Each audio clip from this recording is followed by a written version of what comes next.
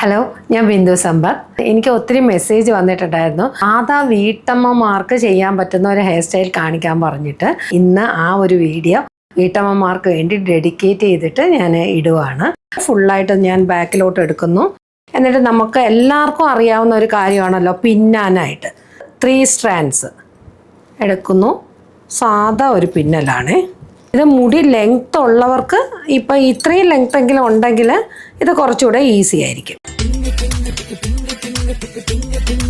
അപ്പം ഞാൻ ദേ ഫുള്ളായിട്ട് പിന്നിയിട്ടിട്ട് ലാസ്റ്റ് വന്നിട്ട് ഞാനൊരു റബ്ബർ ബാൻഡ് വെച്ചിട്ട് ഇത് അഴിഞ്ഞു പോകാതിരിക്കാൻ വേണ്ടി സെക്യൂർ ചെയ്യുകയാണ്.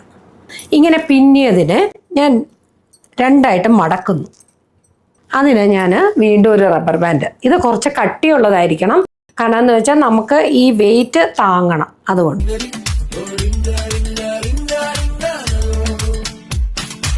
എത്രത്തോളം നമുക്ക് ഇത് ടൈറ്റ് ചെയ്യാമോ അങ്ങനെ ടൈറ്റ് ചെയ്യാം.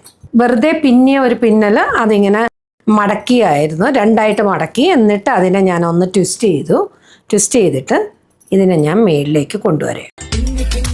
ഇത് വളരെ ഈസി അല്ലേ? എന്നിട്ട് അതിനെ ഇതുമാതിരി യൂപ്പിൻ വെച്ചിട്ട് ഞാൻ സെക്യൂർ ചെയ്യാം.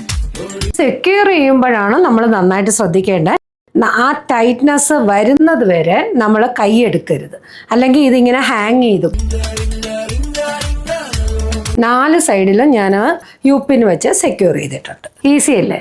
അപ്പോൾ ഇനി ഇതിൽ അറേഞ്ച്മെന്റ്സ്, അതായത് ചെറിയ പൂവായിട്ട് വെക്കണം അങ്ങനെ ആഗ്രഹമുള്ളവർക്ക് നമുക്ക് ഇതിൻ്റെ അടിയിലേക്ക് പൂ വയ്ക്കാം. ഇല്ല സൈഡിൽ റോസോ അങ്ങനെ എന്തെങ്കിലും വെക്കണമെന്ന് ആഗ്രഹമുള്ളവർക്ക് റോസ് നമുക്ക് ഇതിൻ്റെ അകത്ത് സെറ്റ് ചെയ്യാവുന്നതാണ്. ശരിക്കും പറഞ്ഞാൽ ക്രിസ്ത്യൻ ബ്രൈഡ്സിന് നമുക്ക് ഇത് നന്നായിട്ട് തന്നെ ബീഡ്സും ഒക്കെ യൂസ് ചെയ്ത് നമുക്ക് ഈ ഒരു ഹെയർ ചെയ്യാവുന്നതാണ്. വീണ്ടും ഇതുപോലുള്ള പുതിയ വീഡിയോസുമായിട്ട് ഞാൻ വരുന്നതായിരിക്കും. എൻ്റെ പേജ് മറക്കാതെ ഫോളോ ചെയ്യുക, ലൈക്ക് ചെയ്യുക, ഷെയർ ചെയ്യുക. Until then bye.